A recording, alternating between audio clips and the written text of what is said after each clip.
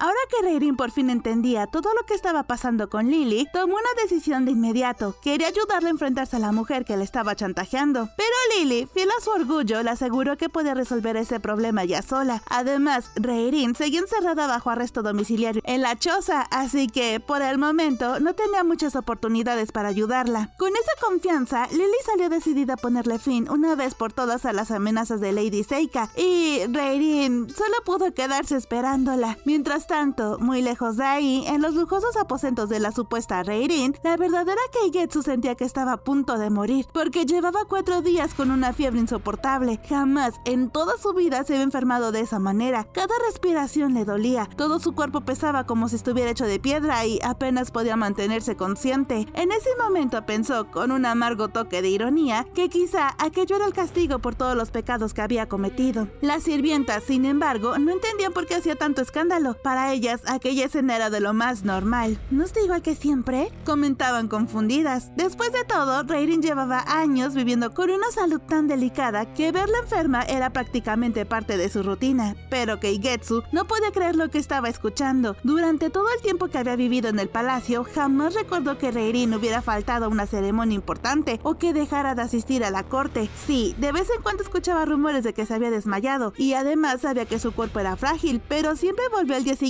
con una sonrisa tranquila, como si nada hubiera pasado. Nunca imaginó que detrás de esa aparente serenidad existiera un dolor tan insoportable. Fue entonces cuando comprendió algo que jamás había querido aceptar. La delicadeza de Reirin no era una actuación, ni una estrategia para mantener al príncipe Gyomei preocupado por ella, mucho menos era una fachada para verse adorable. Era simplemente la consecuencia de un cuerpo que llevaba años luchando contra una enfermedad. Y aún así, Reirin nunca se quejaba. Mientras intentaba soportar el dolor, Keigetsu salió tambaleándose de la cama y prácticamente se arrastró hasta el enorme mueble donde Reirin guardaba sus medicinas. Pensó que tal vez encontraría algo que la ayudara, pero cuando abrió los cajones, se quedó completamente paralizada. Había cientos de ingredientes medicinales, desde raíces, hierbas, polvos, hasta ungüentos, más de 200 preparados diferentes que Reirin conocía de memoria y mezclaba ella misma para mantenerse con vida. Keigetsu, en cambio, no sabía absolutamente nada de medicina. No tenía ni idea de qué debía tomar, ni en qué cantidad, ni cuándo hacerlo, así que terminó sentándose en el frío suelo completamente derrotada, rodeada de medicinas, pero incapaz de usar una sola, y ahí, abrazando sus rodillas, rompió a llorar, porque aunque por fin había conseguido la vida que siempre había envidiado, seguía sintiéndose igual de vacía, solo que ahora, además de sentirse miserable, ahora estaba muriéndose de fiebre. Mientras tanto, la noche ya había caído, pero Lily seguía sin regresar a la choza. Reirin intentaba mantener la calma mientras observaba la luna desde la ventana, aunque por dentro estaba hecha un manojo de nervios. Después de todo lo que había ocurrido desde el incidente de la séptima pagoda, comenzó a cuestionarse si realmente sabía juzgar a las personas. Había descubierto que muchas veces se había equivocado y había confiado en quien no debía, además de que había desconfiado de personas que en realidad tenían un buen corazón. Solo de pensarlo le empezó a dar un pequeño ataque de estrés. Se había dejado llevar por la emoción de que por primera vez en su vida tenía un cuerpo fuerte y sano, pero enseguida se regañó a sí misma. Este cuerpo no era suyo, le pertenecía a Keigetsu. En la corte imperial, cada una de las grandes consortes elegía una joven noble para protegerla según las cualidades que veía en ella. La consorte Qin había escogido a Lady Seika por su astucia. Lady Shu había elegido a Keigetsu creyendo en la bondad que aún podía existir dentro de ella. Y la emperatriz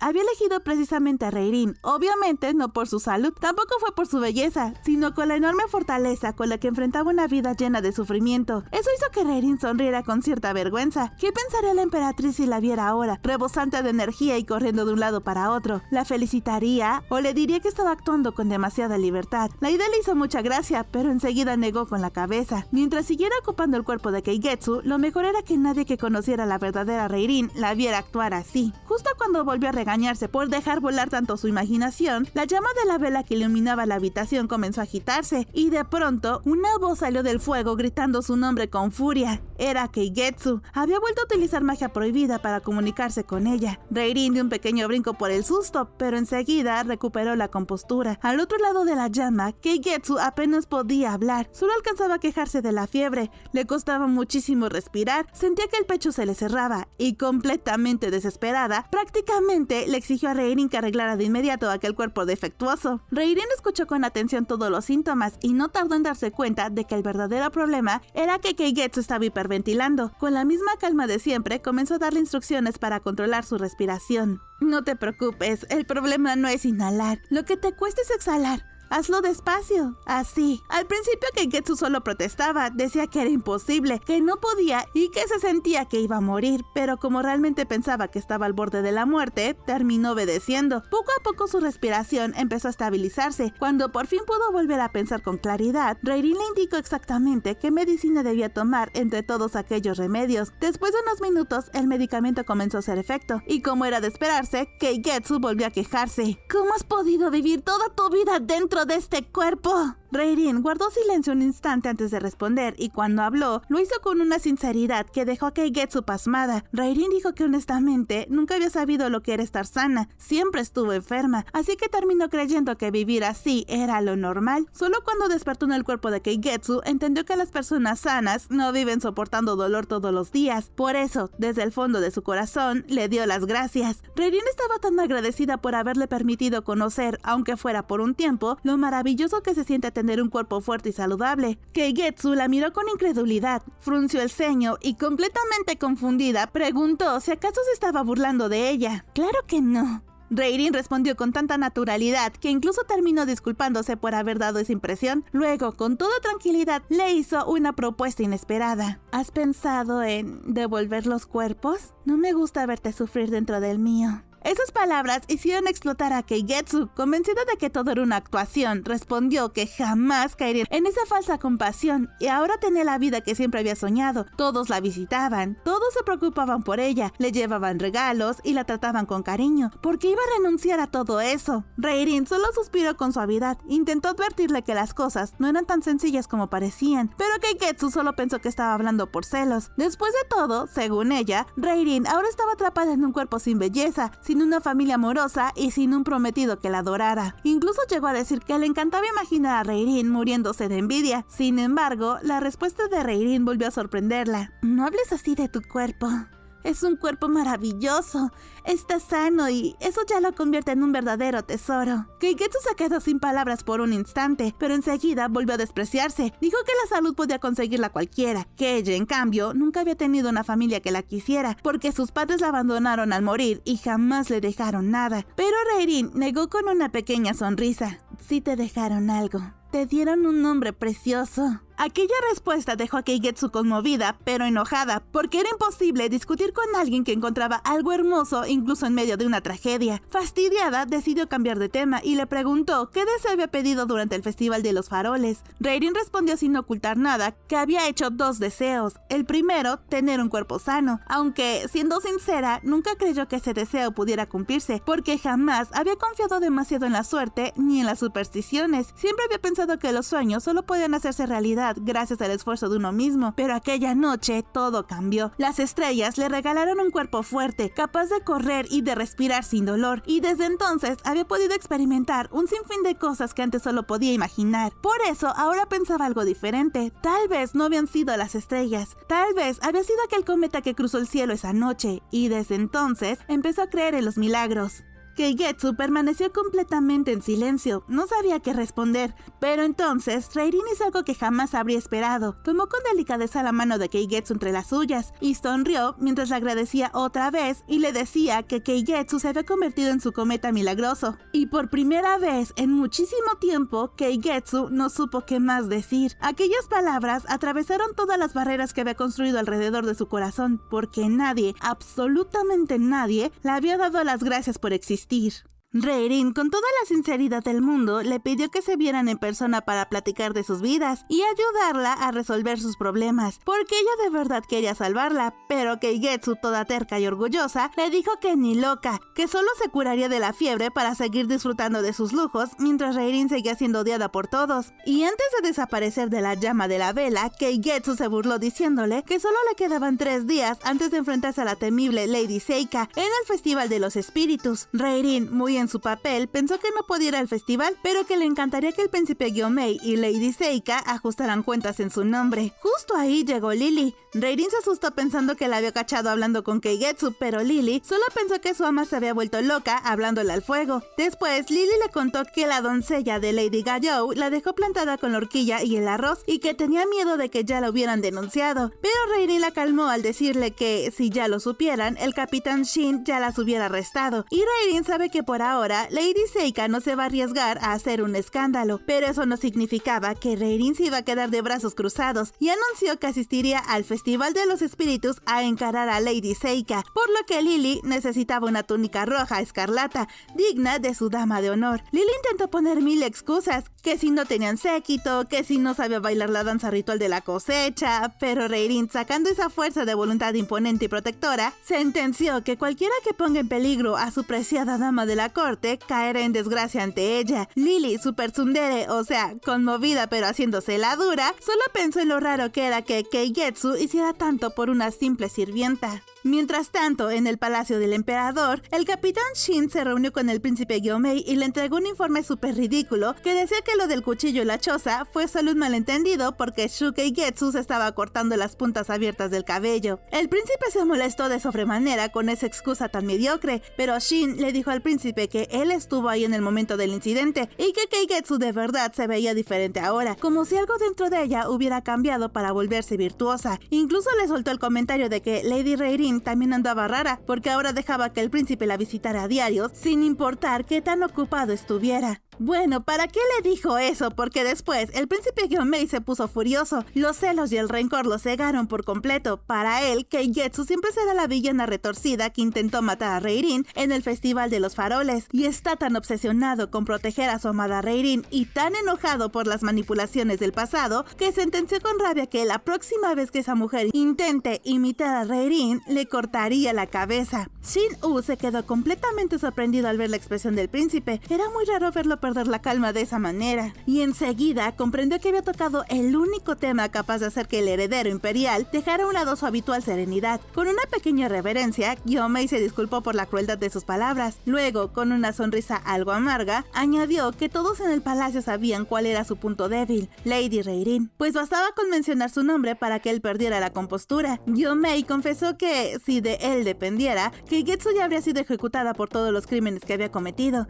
Sin embargo, las leyes eran las leyes. Mientras existiera la posibilidad de que aquella joven se rehabilitara, debían respetar el juicio y esperar. El príncipe guardó silencio unos segundos y después suspiró. Él mismo era consciente de que últimamente visitaba a Reirin mucho más que antes, pero no podía evitarlo. Desde aquella noche en la séptima pagoda, no conseguía dejarla sola. Todavía recordaba la impotencia que sintió al verla rodeada, acosada y completamente acorralada. Aquella escena seguía apareciendo en sus pesadillas, y cada vez que lo recordaba, sentía un miedo terrible de que algo parecido volviera a ocurrir. Por eso, cuando Reirin aceptaba recibirlo todos los días con aquella sonrisa tan cálida, el corazón le pesaba un poco menos. Después de un largo silencio, Gyomei le pidió de favor a Shin-U que por nada del mundo le mencionara a Keigetsu, ni le pidiera tenerle piedad, porque por ahora él no se sentía capaz de perdonarla. A la mañana siguiente, Lily abrió los ojos todavía medio dormida, pero la escena que encontró frente a ella hizo que su sueño desapareciera de golpe. Ahí estaba Reirin, bajo los rayitos del sol de la mañana, cosiendo súper feliz una túnica y cantando bajito para sí misma mientras daba las últimas puntadas a una hermosa túnica color escarlata. Lily permaneció en silencio observándola.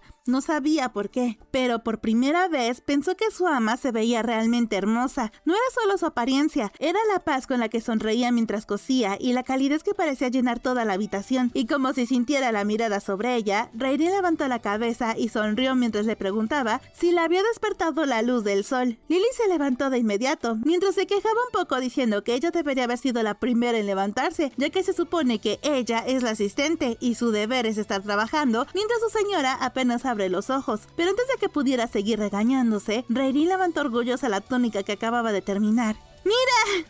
Los ojos de Lily se abrieron como platos. Era imposible que lo hubiera terminado en una sola noche. ¿De verdad había logrado coser una túnica completa en tan poco tiempo? Incluso llegó a preguntarle si en realidad le había robado aquella prenda a alguna dama noble, pero Rairin negó con una enorme sonrisa y dijo que la había hecho ella misma, cosiendo a mano puntada por puntada, y agregó con una enorme satisfacción que estaba muy feliz de poder regalarle algo bonito. Y antes de que Lily pudiera reaccionar, la abrazó para ayudarla a ponerse la nueva túnica. Lily casi entró en pánico diciendo que no podía usar algo así. Jamás había escuchado que una dama noble pasara toda la noche cosiendo ropa para una simple sirvienta, pero Rairin parece incapaz de entender por qué aquello era un problema. Con una sonrisa llena de orgullo respondió que sí podía usar esa túnica. Después de todo, tenía la fortuna de que una dama tan hermosa como Lily la acompañara todos los días. Aquellas palabras hicieron que Lily desviara la mirada. Pensó que solo intentaba hacerla sentir mejor, porque ella conocía perfectamente sus propios límites. El día anterior, cuando iba camino a encontrarse con Lady Gayou, varias doncellas de la capa escarlata se habían burlado de ella únicamente por servir a Lady Keigetsu. Intentó responderles con una mirada intimidante, pero ni siquiera eso le salió bien. Aunque jamás se creyó inferior a aquellas jóvenes arrogantes, sí pensaba que todavía no era digna de vestir el color reservado para las doncellas de alto rango. Aún le faltaba aprender demasiadas cosas, pero Rairin entonces extendió la mano y le pidió a Lily que le devolviera la túnica y 2 hilos de colores que le había regalado hace unos días. Lily se quedó completamente confundida y todavía sin entender nada, obedeció. Pero en cuanto Rairin tuvo todo frente a ella, sus ojos comenzaron a brillar de emoción y declaró que iba a convertir esa túnica en la más hermosa y extravagante de toda la corte. Después de todo, su preciosa Lily haría muy pronto su debut como una auténtica doncella de alto rango y quería dejar a todas esas acosadoras con la boca abierta. Lily casi sintió que le iba a dar algo. Intentó explicarle una y otra vez que el problema no era la túnica. El problema era que ella no se sentía digna de llevar ese color, pero Rairin entendió lo que quiso decir. En su mente, ella escuchó algo como: entiendo que no soy digna aún, pero voy a entrenar como loca estos 3 días para lograrlo. Lily se quedó congelada. Ella no quería esforzarse tanto, pero Rairin ya la estaba abrazando y festejando una determinación que Lily no tenía. Después, ella solo pudo suspirar resignada, y así comenzó un entrenamiento tan intenso como inesperado. Rairin preparó un auténtico plan de estudios, le enseñó cómo mantener una postura elegante, a respirar correctamente para fortalecer el abdomen y caminar con dignidad, a memorizar sutras, a abordar y, en resumen, a cómo comportarse como toda una dama de la corte. Pero en realidad, Rairin tenía un sueño todavía más grande. Algún día quería ver a Lily vistiendo una túnica dorada, el color reservado únicamente para las damas de compañía de mayor rango dentro del Palacio Imperial. Si algún día Lily llegaba a usar ese color, significaría que había alcanzado uno de los ascensos más importantes que una doncella podía conseguir en la vida. Pero mientras Rairin soñaba despierta con ese futuro, Lily empezaba a sentir que la presión le caía encima como una montaña. Así que decidió dejar ese problema para después y concentrarse en algo mucho más urgente: el Festival de los Espíritus. Después de todo, ni siquiera tenían un atuendo ceremonial para Rairin. Pero, por supuesto, Rairin ya había pensado en eso, así que con toda la naturalidad explicó que había guardado varias túnicas viejas de Lily para transformarlas. También había preparado flores de todos los colores, había fabricado pinceles utilizando su propio cabello. Lily intentó reducir un poco aquel entrenamiento imposible, argumentando que le daba vergüenza dejar que su señor hiciera absolutamente todo, mientras ella no ayudaba en nada, y como era de esperarse, aquella excusa tampoco funcionó. En lugar de darle menos trabajo, Rairin le pidió otro favor. Quería que le enseñara una danza extremadamente difícil, llena de giros continuos. Lily conocía perfectamente aquel baile. Su madre había sido la mujer que lo perfeccionó. Había crecido viéndola bailar una y otra vez, y al notar el pánico reflejado en el rostro de Lily, Rairin soltó una pequeña sonrisa y aclaró que no pensaba presentarla en el festival, solo quería aprenderla para seguir creciendo y conocer cosas nuevas. Y de inmediato le agradeció por enseñarle la danza. Pasaron 2 días y llegó el gran festival de los espíritus. El salón del palacio estaba hermoso, con el escenario listo en el centro para las danzas rituales a la diosa del otoño, mientras que los asientos alrededor comenzaban a llenarse con las familias más influyentes de la corte. Pero no todos habían asistido para disfrutar del espectáculo. Al menos Lady Seika no. Desde un rincón del salón recorría el lugar con la mirada, observando una por una a las jóvenes que iban llegando, aunque en realidad no estaba buscando bailarinas, estaba cazando una rata, porque según ella, Keigetsu era una cobarde que todavía no había tenido el valor de presentarse, y en cuanto apareciera, pensaba destrozarla. Seika la odia con ganas porque según ella, Keigetsu casi le destruyó su plan de vida, su sueño dorado, el cual es ser la consorte favorita del emperador. Y aunque compartiría el marido con Reirin, eso no le molestaba, porque saber que estaba cerca de Reirin le sube el estatus a cualquiera. En su imaginación, ella y Reirin gobernarían juntas la corte, pero entonces apareció Keigetsu, la mujer que, según Seika, había intentado destruir ese hermoso futuro, algo de lo que no tenía pruebas, pero tampoco tenía la menor duda. Así que esperaba con impaciencia el momento de hacerla pagar. Y no era la única. Prácticamente toda la corte esperaba la llegada de Keigetsu. Algunos por simple morbo, otros porque querían burlarse de ella. Y uno de ellos era el propio príncipe Gyomei. Solo que sus motivos eran completamente distintos. Aquella misma mañana había visitado a Reirin para preguntarle si asistiría al festival, pero en lugar de responderle, ella se puso a llorar. El príncipe se quedó helado, ya que esta fue la primera vez en toda su vida que Gyomei vio a la mujer que más admiraba llorar desconsoladamente. La imagen seguía clavada en su corazón, y por eso, mientras esperaba sentado en el gran salón, solo podía pensar una cosa: Keigetsu. Quería verla. Quería descubrir qué clase de espectáculo sería capaz de montar una mujer incapaz de cantar o bailar durante un festival dedicado precisamente a esas artes. Una parte de él incluso deseaba que hiciera el ridículo. Sentía que de alguna manera eso compensaría un poco el dolor que había causado a Reirin, pero al notar la expresión del príncipe,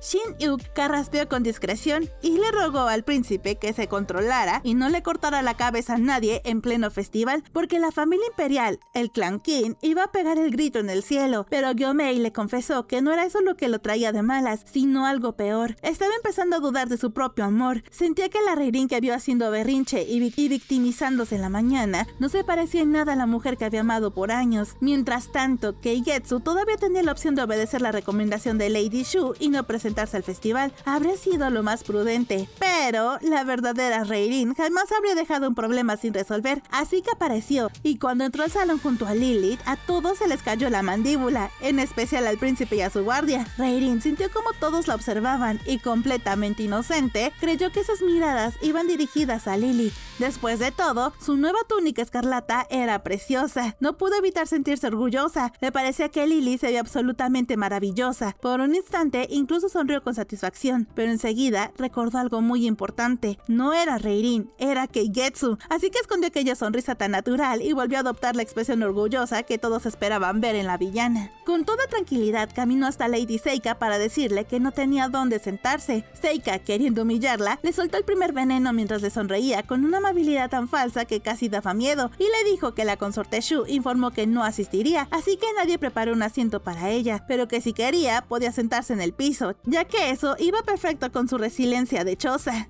Todo el salón se quedó en silencio. Muchos esperaban que Keigetsu explotara de ira, pero la respuesta fue completamente inesperada. Reirin hizo una elegante reverencia y agradeció la consideración de Lady Seika. Desde su asiento, Gyomei frunció el ceño, sin entender muy bien el porqué. Terminó interviniendo, diciendo que le podían traer un asiento para ella y su dama de compañía, pues en el lugar había espacio suficiente para todos. Y durante unos segundos, todo el salón contuvo la respiración, pero Reirin volvió a sonreír con la misma dulzura y agradeció a su alteza por su consideración, pero no quiso que le trajeran un asiento, ya que decía que ella estaba perfecta en el suelo, y sin mostrar el menor rastro de incomodidad, se sentó tranquilamente sobre el suelo, con una sonrisa tan serena que parece una princesa disfrutando de un picnic y no una noble siendo humillada delante de toda la corte. Lily casi se infarta. Gyomei tampoco entendía qué acababa de pasar, y Lady Seika, por primera vez desde que comenzó el festival, se quedó sin palabras, porque aquella mujer no había respondido a ninguna provocación, y para empeorar las cosas, incluso sentada sobre el suelo, seguía viéndose increíblemente elegante. Como el show debía continuar, Seika se tragó su coraje y empezó el festival. La primera en subir al escenario fue Lady Gen Kazui. Su danza fue técnicamente correcta, pero sin chiste. Como era tradición, los asistentes comenzaban a preparar regalos para las bailarinas. Las más destacadas recibían jade, perlas, cuarzos o los codiciados abanicos de plumas del clan Ran. Todos esperaban que Keigetsu le diera un regalo horrible o ridículo para burlarse, pero Reirin le entregó un adorno kusudama precioso, súper apropiado para el inicio del verano. Y entonces, las burlas se apagaron de golpe. La segunda bailarina fue Ran Houshun. Se notó que ensayó demasiado, pero se movía medio torpe y se veía tiesa, así que le aplaudieron, pero nadie le dio un regalo. Y finalmente llegó el turno de Lady Seika. Desde el primer movimiento quedó claro por qué era considerada una de las mejores bailarinas del palacio. Bailó como una auténtica diosa, estaba preciosa y se movía increíble. Todo el salón quedó embelesado y hasta el príncipe la halagó. Seika sonrió satisfecha. Ahora sí, estaba convencida de que Keigetsu tendría que ofrecerle un regalo digno de semejante actuación. Y Reirin, que ya conocía perfectamente cómo funcionaba aquella mente orgullosa, le entregó algo completamente inesperado, una horquilla, la misma horquilla que Lady Gajou había utilizado para manipular a Lily.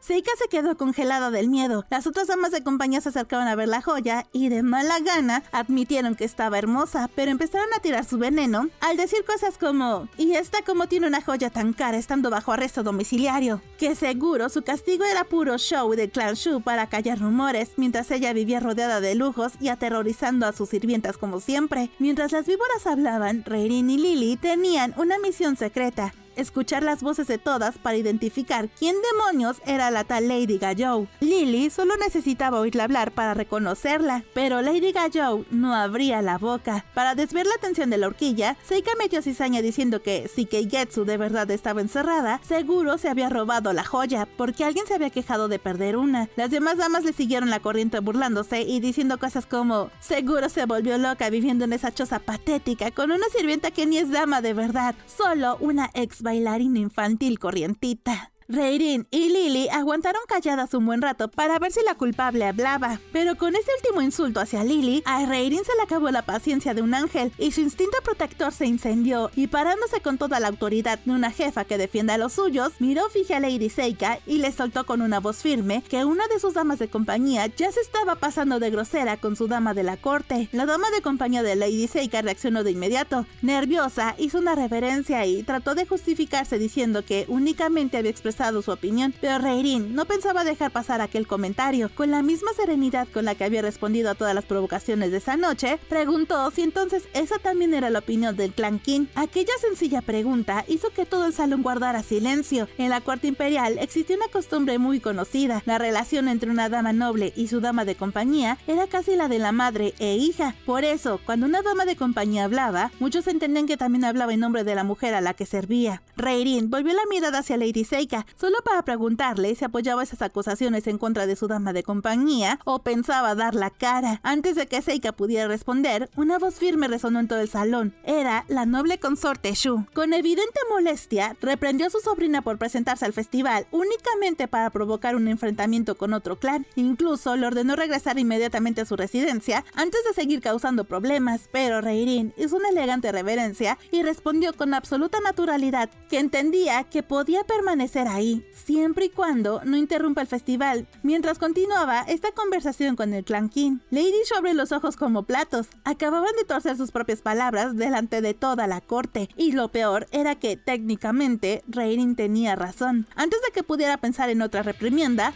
la joven dio un pequeño paso al frente, porque para no interrumpir con el festival, entonces iba a bailar para la diosa de la cosecha. Todo el salón se quedó desconcertado. Nadie sabía que Keigetsu supiera dar ni 2 pasos de baile, pero antes de subir al escenario, Reirin volvió a mirar a Lady Seika para preguntarle si le parecía bien que continuara con la conversación después de su presentación. Bueno, siempre y cuando el baile sea de su agrado. Seika sonrió con una confianza absoluta. Para ella, aquella propuesta era perfecta. Después de todo, estaba convencido de que Keigetsu haría el ridículo, y juró ante todos que ella sí le había bailado a la diosa con el corazón y con talento, algo que según sus nervios, Keigetsu jamás lograría. En respuesta, Reirin subió al escenario diciendo que los percances traen mala suerte, así que bailaría para que la diosa le sonriera en el año, y empezó el espectáculo. Entonces, durante apenas un segundo, Lady Seika sintió que la persona que tenía delante no era Keigetsu, sino Reirin, pero pensó que estaba alucinando. Y al siguiente instante, toda la corte quedó completamente hipnotizada. Reirin comenzó a interpretar la legendaria danza del giro sogdiano, una danza considerada una de las más difíciles de dominar. Cada giro parecía desafiar la gravedad, cada movimiento era ligero como una hoja llevada por el viento, y aún así, todo se veía completamente natural. Lily sintió que los ojos se le llenaban de lágrimas, porque mientras observaba a Reirin bailar, le parecía estar viendo otra vez a su madre. Gyomei tampoco podía apartar la mirada, completamente embelesada y en shock, preguntándose quién demonios era esa mujer, porque la rata de la corte lo había dejado sin aliento. Al terminar, hubo un silencio sepulcral y luego el salón estalló en aplausos. El único que no aplaudía era Gyomei, pero porque estaba tieso de la impresión. Shin-woo le dio un codazo al príncipe diciéndole que tenía que darle el premio mayor porque esa danza parecía de una doncella celestial. Seika, que no soportaba el éxito ajeno, le gritó furiosa: ¿cómo pudiste bailar algo tan difícil? Y Reirin, con una sonrisota, le dio todo el crédito a su amiga y dijo que todo fue gracias a las enseñanzas de su querida dama de compañía, que heredó la técnica y el talento de su maravillosa madre. Lily bajó inmediatamente la cabeza, las lágrimas comenzaban a resbalar por sus mejillas, y eso preocupó a Reirin, el verla llorar, y por un instante quiso correr a abrazarla, pero todavía tenía un asunto pendiente. Lo más importante en ese momento era hacer que Seika le pidiera perdón. Cuando intentó retomar la conversación, Lady Seika respondió que los aplausos de toda la corte ya eran recompensa suficiente. Sin embargo, el público no estaba de acuerdo. Aquella presentación merecía mucho más. Entonces ocurrió algo inesperado. Gyomei se levantó de su trono y felicitó a Keigetsu. Se puso súper poético diciendo que ni el cuarzo más puro en filigrana de oro le hacía justicia a su arte, y de la nada le ofreció su abanico de plumas de la dinastía Ran, un objeto personal carísimo que solo le había regalado en la vida a Reirin. Todos empezaron a murmurar por tremendo honor. Al darse cuenta de ello, Gyomei aclaró inmediatamente que no se lo entregaba a ella, más bien se lo entregaba a la magnificencia de su danza. Reirin hizo una elegante reverencia mientras decía un discurso súper correcto que era algo como: acepto humildemente tan maravillosa recompensa y prometo seguir esforzándome con toda diligencia. Muchas gracias. Entonces dejó al príncipe con la mano estirada y el abanico en el aire para voltearse de nuevo con Lady Seika para preguntarle si podían continuar con su conversación. Gyomei se quedó congelado, todavía sosteniendo el abanico en la mano, porque nunca había esperado que lo dejaran con la mano estirada delante de toda la corte. La corte empezó a criticarla por tratar el regalo del príncipe como premio de consolación, y Gyomei, ultra indignado y pasmado, le reclamó desde el trono que tomara el regalo porque si no, corría el riesgo de ser impertinente. Y Reirin, en el cuerpo de Keigetsu, le contestó sin un gramo de miedo que la única impertinencia que le preocupaba en este momento era la de Lady Seika. Eso hace que casi le dé un derrame cerebral al príncipe. Shin-un se estaba burlando en su cara, aguantándose la risa, y todo el palacio estaba en shock. Ante tanta presión, Lady Seika no aguantó y le pidió una disculpa súper hipócrita a Lily, y casi dijo que sus damas habían actuado así porque Lily era una joven muy bonita. Y al final, Seika le preguntó ardida a Reirin: ¿ya estás contenta o quieres que te diga algo más?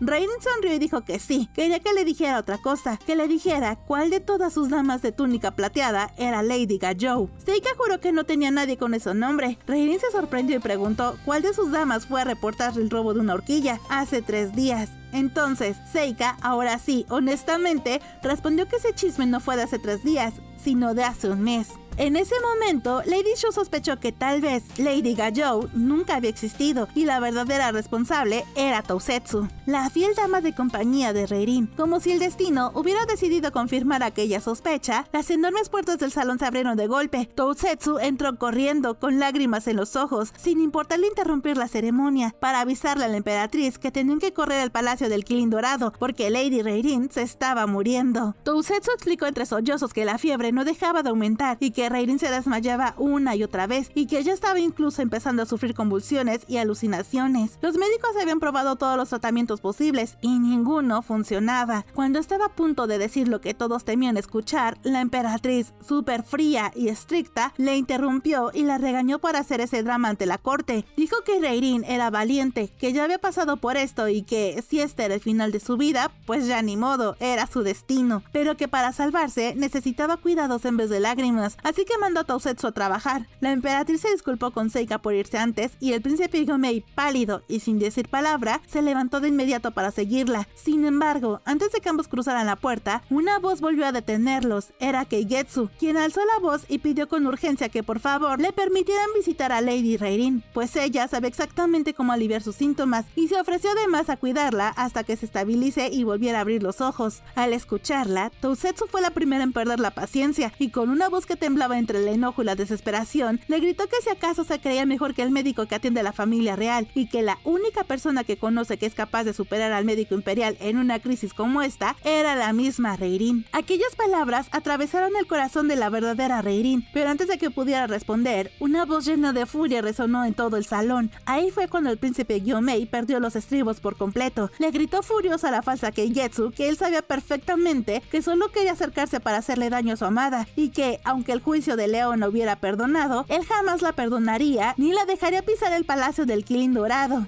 Mucho menos cuando su querida Reirin se encontraba entre la vida y la muerte. Por dentro, Gyomei se sentía súper culpable. Pensaba que los dioses lo estaban castigando con la enfermedad de Reirin por haberse olvidado de su amada y distraerse un momento con la danza de otra mujer. Se arrepentía tanto del segundo en que se le ocurrió mirar a Keigetsu con admiración. Pero Reirin, en el cuerpo de Keigetsu, al borde del colapso pero con una mirada ultra decidida, juró que no tenía malas intenciones y que arriesgaría su propia vida por salvar a Reirin, que se estaba muriendo. Gyomei, súper sacado de onda, le preguntó por qué ahora estaba tan desesperada por salvarla, cuando toda su vida se la había pasado despreciando a la mujer que amaba. Pero Reirin bajó ligeramente la mirada. Sus mejillas comenzaron a teñirse con un suave color rosado y respondió con una sinceridad que dejó sin palabras a todo el salón, que sí es verdad que estaba obsesionada con ella, pero que nunca fue por odio o envidia, sino porque, en realidad, siente un enorme cariño por Lady Reirin. El silencio fue absoluto, tanto que Lady Seika parpadeó varias veces. Lily abrió la boca sin entender qué acababa de escuchar, e incluso Shin-U parece incapaz de procesar aquella confesión. Solo hubo una persona que entendió inmediatamente lo que acababa de ocurrir, Gyomei, y completamente avergonzado, la regañó por sonrojarse al decir esas cosas en público. Pero Reirin ni siquiera prestó atención al regaño. En cambio, hizo una pequeña reverencia y le pidió que le cambiara el abanico lujoso por una sola cosa: dejarla ver a Reirin. Gyomei, verde del coraje, le gritó que jamás se ganaría su confianza y que se largara. En ese momento intervino la emperatriz. Como es súper estricta, dijo que le daría una oportunidad para probar su sinceridad ante la corte, así que mandó traer el arco de protección, una reliquia sagrada que, según las leyendas, con solo tensar la cuerda disipa las enfermedades y los males. La misión de Keigetsu era pasar toda la noche tensando el arco y lanzando flechas rezando por Reirin. Shin-U intentó detener la locura diciendo con mucho respeto hacia su majestad que ese arco es pesadísimo, incluso a los soldados les cuesta usarlo, y una dama del clan Shu con afinidad al fuego jamás podría con él. Pero la emperatriz, en modo fría, dijo que por eso mismo era la prueba,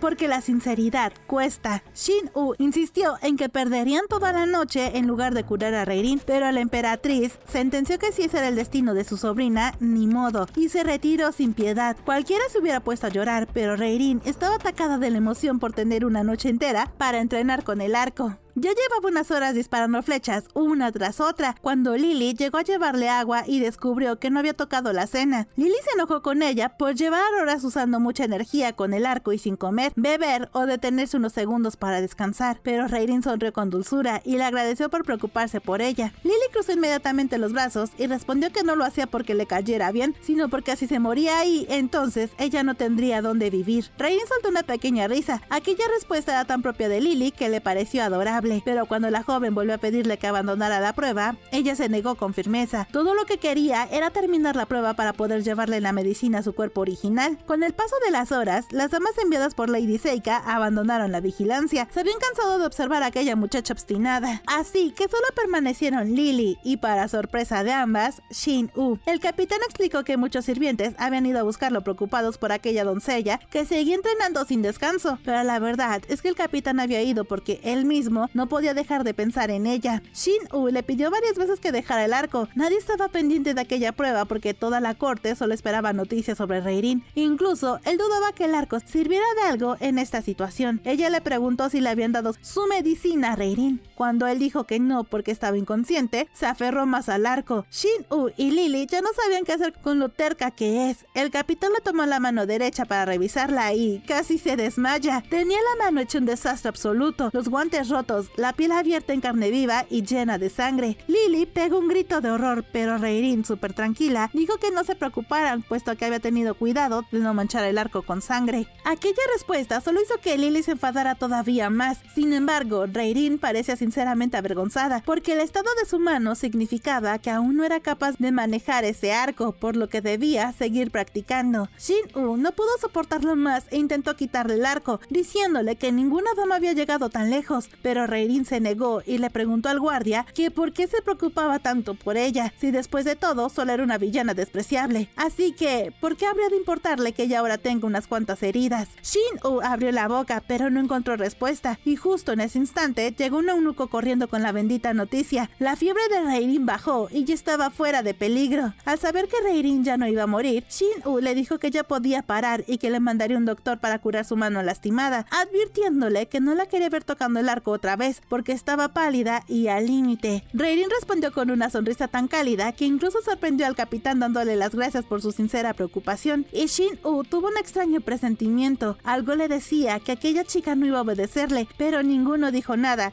Solo tuvieron un duelo de miradas súper intenso y divertido, y tras ganarlo, Reirin despidió al capitán y a su amigo. Shin-woo tenía razón. Apenas el capitán desapareció entre la oscuridad, Reirin volvió a levantar el arco. Lily no entendía nada, por lo que le preguntó por qué seguía disparando si ya se curó, y Reirin le contestó con los ojos brillando: es que estoy amando este momento.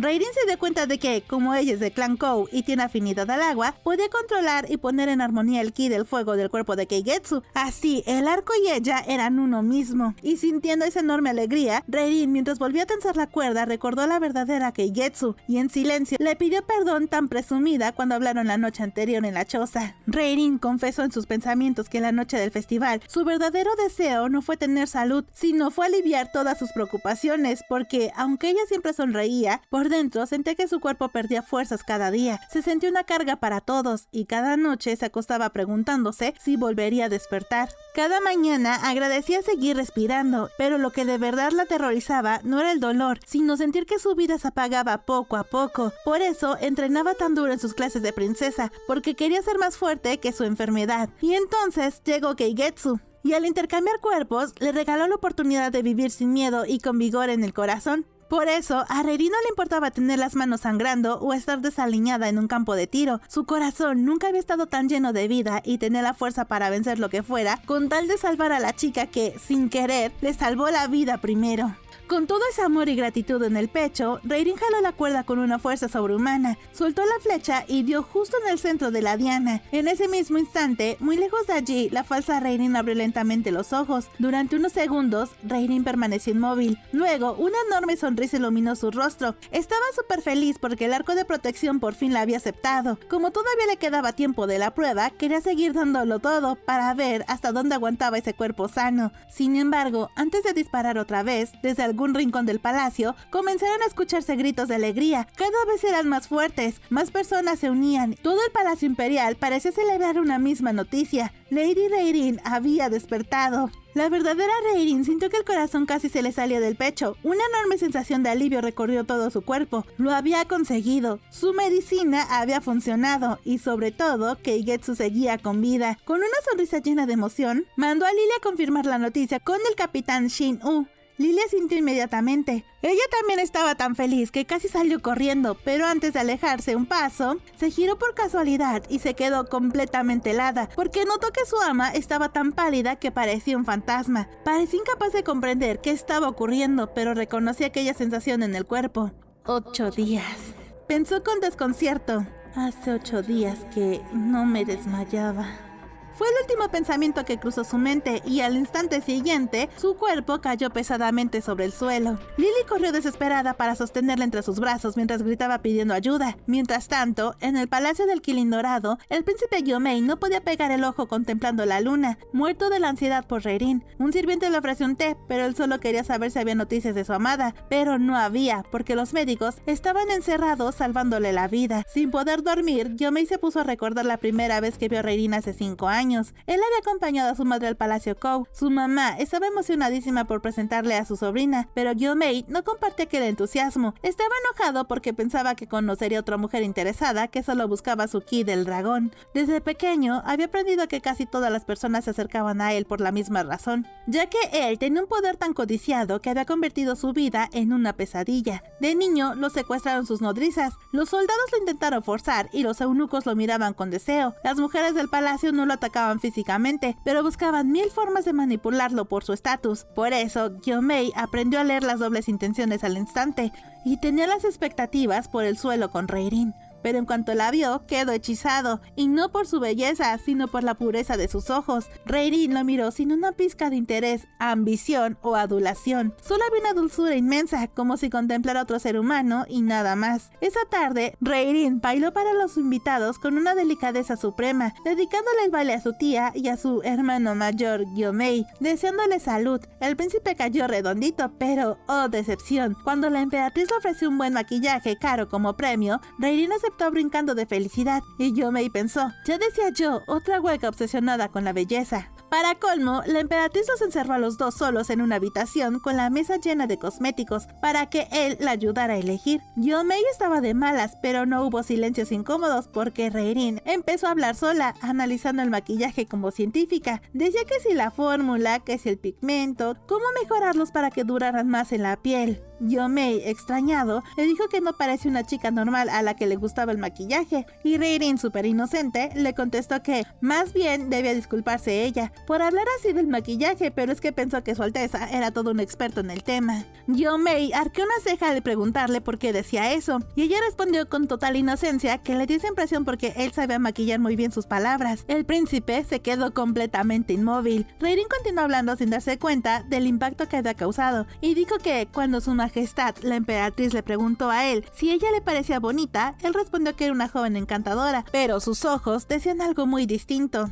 Y cuando aceptó ayudarla con el maquillaje, también utilizó palabras amables para esconder que en realidad no tenía ningún interés. Así que pensó que el príncipe era un experto usando las palabras como si fueran maquillaje, usándolas para ocultar lo que realmente siente. Gyomei no supo qué responder. Por primera vez había visto a través de todas las máscaras que llevaba usando desde niño, y sonrió con sinceridad y comentó que gracias a ella, ese día aprendió algo valioso. Después Gyomei se rió y le preguntó por qué se maquillaba ella entonces, y la respuesta de Reirin le robó el corazón para siempre. Cuando le dijo que se maquillaba porque cuando ocultaba su palidez con colorete, todas las personas a su alrededor sonríen y eran felices. Desde ese día, Gyomei prometió llevarle todo el maquillaje del mundo y la vio como una mariposa frágil que debía proteger entre sus manos. De vuelta al presente, Gyomei se odiaba a sí mismo, no podía protegerla. Su condición de heredero al trono le impedía permanecer junto a ella por miedo al contagio. Era irónico. Había nacido con el país entero a sus pies, y aún así, se sentía como un pájaro encerrado en su diminuta jaula. Justo entonces llegó un sirviente con el reporte de lo que pasaba en el campo de tiro. Le contó que Keigetsu pasó las primeras 3 horas dándole duro al arco sin agua ni descanso, que solo paró para ir a dejarle la medicina a Reirin, donde las damas de túnica dorada la trataron horrible, pero ella se mantuvo educada y fina, y que luego regresó al campo, le arrancó las mangas a su vestido ceremonial y usó una para limpiar el piso y la otra como guante improvisado. Gyomei no lo podía creer. El sirviente le dijo que Keigetsu había impresionado a todos los guardias de Ojo de Águila porque empezó con una puntería terrible, pero con pura fuerza de voluntad mejoró hasta dar puro centro. Ahí, Gyomei ató cabos. Si yo no había malas noticias de Reirin, era porque el arco de protección estaba funcionando con cada tiro de Keigetsu.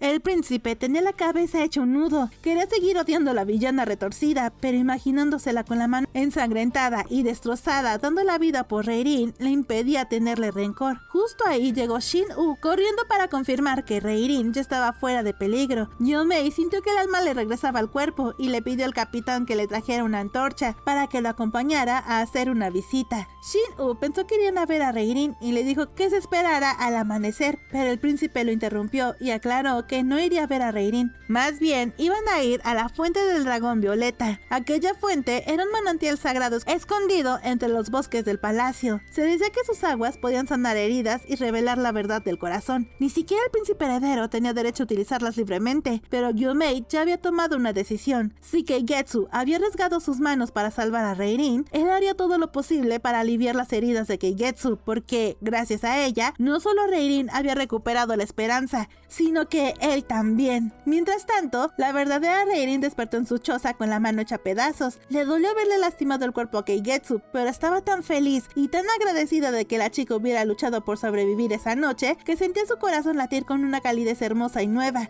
Y se juró a sí misma que desde ese día sería la aliada incondicional de Keigetsu por todo lo que le había dado. En eso se escucharon las voces de Lily y otra persona en la puerta. Era Tousetsu. Entró mirando feo a Keigetsu, pero aguantándose el coraje para dar el mensaje del clan Kou. Explicó que Lady Reirin había recuperado el conocimiento gracias a la medicina preparada por Keigetsu y que la emperatriz deseaba agradecerle su esfuerzo y que ya no era necesario continuar con la prueba del arco. Reirin y Lily sonrieron aliviadas, pero Tousetsu no se movía. Se le quedó viendo fijamente a Keigetsu mientras sus ojos se inundaban de lágrimas. De pronto, sus labios comenzaron a temblar. Las lágrimas brotaron una tras otra y cayó de rodillas sobre el suelo, arrepentidísima por todo el acoso y desprecio que le había hecho pasar a la chica que tenía enfrente de ella, porque al analizar detenidamente su lenguaje corporal, sus gestos y su dulzura, reconoció a la verdadera Reirin. Tousetsu soltó un grito desgarrador en medio de la choza. Luego preguntó casi a gritos si entonces es verdad que esa mujer intercambió su cuerpo y su alma con Lady Reirin, y a la Keigetsu, que la miraba fijamente, le preguntó si ella era Lady Reirin atrapada en ese cuerpo.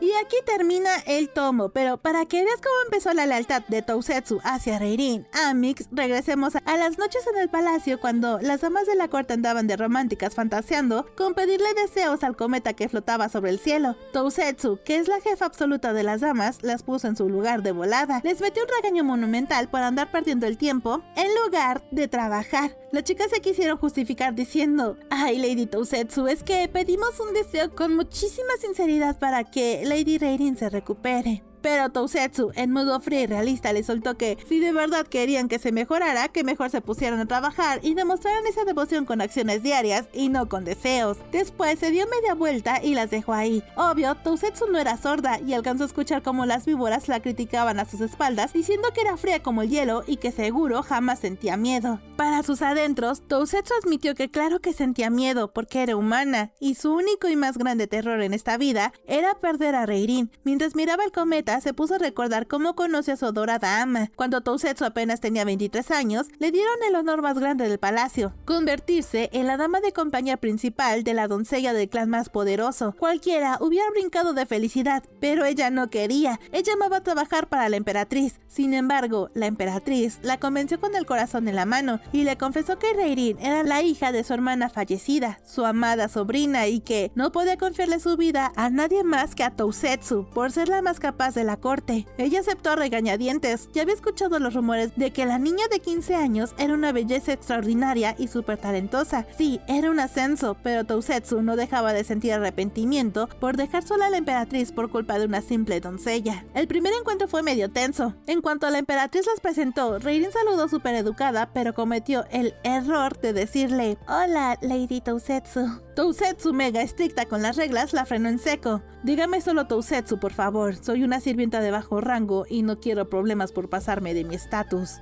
Reirin, toda penada, se disculpó, pero la seguía tratando con una delicadeza y un respeto digno de una noble. A Tousetsu le molestaba, pero prefirió guardarse el coraje. La convivencia se volvió un dolor de cabeza para Tousetsu porque Reirin no se parecía en nada a la emperatriz. Era súper independiente y quería hacer todo ella misma. Tousetsu sentía que no servía para nada y se la pasaba regañándola por romper los protocolos, pues le regalaba túnicas de rangos altísimos a las sirvientas de nivel bajo y compartía su té más lujoso con los guardias de ojo de águila. ella, pero los regaños no servían. Reirin siempre hacía lo que quería, y lo peor es que para todo tenía una excusa tan amable, lógica y llena de dulzura que Tousetsu jamás le podía debatir nada. Se quedaba callada de la rabia. A Tousetsu le parecía súper inapropiado que una dama de tan alto estatus anduviera por ahí colmando a todos de sonrisas y recompensas. Sentía que Reirin no valoraba su trabajo como dama principal y llegó a pensar que no valía la pena desperdiciar su vida sirviendo a alguien así. Así que en medio de su frustración, la emperatriz la visitó y al verle la cara de pocos amigos, le preguntó si estaba disfrutando el trabajo y si se quedaría a acompañar a Reirin esa noche. Tousetsu dijo un no rotundo. La emperatriz solo le pidió un favor: ve a verla a su cuarto esta noche y después de eso decide si te quedas o te vas. Tousetsu fue y abrió un poquito la puerta en silencio para que Reirin no la notara. Aunque el chisme en el palacio era que Reirin era floja y se dormía temprano, lo que Tousetsu vio la dejó impactada. Reirin estaba en medio de su clase de baile, esforzándose al máximo para mantener una postura perfecta.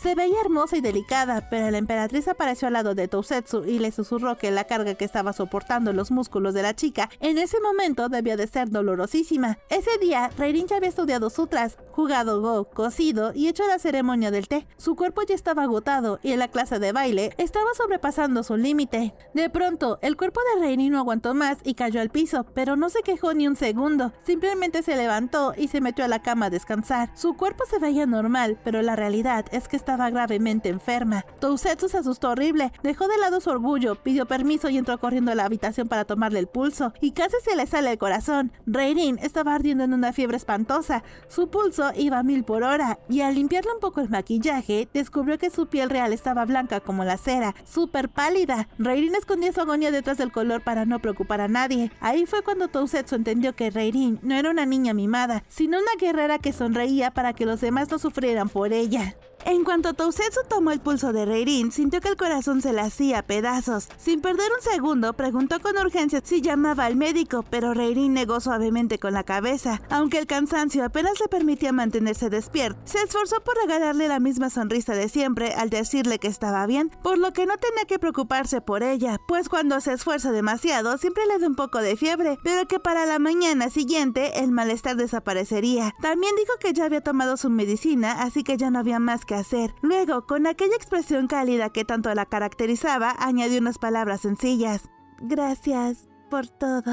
Entendió por qué Reirin siempre daba las gracias de manera tan profunda por cualquier mínima cosa. No eran simples agradecimientos, eran sus palabras de despedida. Reirin vivía con la certeza de que en cualquier momento se iba con Diosito y no quería irse con remordimientos ni dejar asuntos pendientes. La realidad era muchísimo peor que los rumores de la corte. Reirin no es que solo se desmayara seguido, es que literal vivía cada día al borde de la muerte. Por eso se aseguraba de consentir a los que la rodeaban, compartía sus lujos, regalaba túnicas caras y sonreía sin parar. Vivía cada día con una valentía tremenda, como si fuera el último día de su vida. Saber que una niña de 15 años cargaba con todo ese peso solita destruyó a Tousetsu. El maquillaje era su escudo, y al entender la pureza de su alma, Tousetsu le juró lealtad eterna desde el fondo de su corazón, y le prometió quedarse a su lado para siempre, con la esperanza de que algún día Reirin pudiera dejar de actuar y mostrarle su verdadero ser. Por eso, la noche del festival doble 7, cuando cayó el cometa, Tousetsu no pidió lujos ni poder. Su deseo más sincero fue que, por favor, que Lady Reirin fuera libre de ser ella misma. No le importaba si su yo liberado era caprichoso o imperfecto, solo quería verla vivir sin fingir. Y últimamente en el palacio sentía que su deseo se estaba cumpliendo porque veía a Reirin, que en realidad era Keigetsu, más abierta con sus sentimientos, pero algo en su instinto de dama de compañía le daba mala espina. Sentía que la chica no mostraba esa vulnerabilidad de antes. De vuelta al presente, justo antes del Festival de los Espíritus, Tousetsu recordó que faltaba un día para el festival, y conociendo lo terca y guerrera que es su ama, sabía que Reirin ya se había levantado de la cama con toda la actitud para asistir, así que Tousetsu caminó decidida hacia el cuarto de su señorita para ayudarla a vestirle y prepararle los cosméticos más finos y funcionales, aunque por dentro moría de miedo pensando que, tal vez para la mañana siguiente, su salud empeoraría y nada de eso importaría ya. Mientras tanto, en la choza, Reirin y Lily se estaban arreglando para ir al gran evento en la corte de las doncellas. Lily se le quedó viendo a la falsa Keigetsu y, aunque pensó que se había pasado un poquito con el colorete, tuvo que admitir que se veía espectacular y súper intrigada le preguntó ¿cuándo rayos aprendió a maquillarse como toda una profesional? Reirin se rió con picardía y le contestó que llevaba 10 años perfeccionando sus técnicas de maquillaje y que había trabajado súper duro cada día de ese tiempo para perfeccionar ese nivel. Lily se quedó medio confundida por el comentario, pero Reirin solo le regaló una sonrisa enorme y le dijo que no era nada. Y así, las dos juntas, hermosas por dentro, empoderadas por fuera y listas para romperla, se encaminaron con la túnica escarlata hacia el Festival de los Espíritus para reclamar el lugar que les corresponde y poner a temblar a todo el palacio. Y bueno, amigos, así termina este capítulo que nos dejó el corazón hecho nudito. De verdad, qué nivel de historia. Me encantó y me puso a llorar en algunas partes. Si algo nos enseña Reirin en el cuerpo de Keigetsu es que la fuerza de voluntad y la gratitud son superpoderes reales. Reirin vivió toda su vida al borde de la muerte, escondiendo su dolor detrás del maquillaje, solo para hacer felices a los demás, y ahora que tiene un cuerpo sano, no lo usa para vengarse o presumir, sino para proteger a los suyos y salvar a la misma chica que la metió en este problema. Eso es ser una verdadera reina, bonita por dentro y por fuera. Para cerrar el video de hoy, les quiero dejar 3 consejitos rápidos inspirados en nuestra guerrera Reirin, que sé que les van a servir muchísimo en su día a día. Tu esfuerzo es tu propio cometa. Reirin no creía en las supersticiones. Ella sabía que los sueños no se cumplen sentados esperando que pase una estrella, sino trabajando duro por ellos, y tú tienes el poder de cambiar tu realidad con tus propias manos. Agradece y abraza tu día. A veces nos quejamos de cosas chiquitas, pero tener salud, poder respirar profundo y estar aquí ya es un milagro. No des nada por sentado, vive cada día con valentía y dile a tus personas favoritas cuántos las amas hoy. Y el maquillaje es mejor tu autenticidad. Está bien querer verse lindos, ya vimos que Reirin es una pro con el colorete, pero que nunca se nos olvide que el brillo más hermoso viene de un corazón puro, empático y que defiende a sus amigos como lo hizo ella con Lily. Ahora sí, muchas gracias por acompañarme en este drama chisme. Les mando un super saludito y abracito a nuestros mejores amics por patrocinar estos videos. Muchas gracias de verdad. Ahora sí, amics, cuéntenme en los comentarios. ¿Creen que el príncipe Gyomei por fin descubra la verdad o seguirá de terco? No olviden darle like, suscribirse y compartir. Los amo, amics, y nos vemos en el próximo spoiler.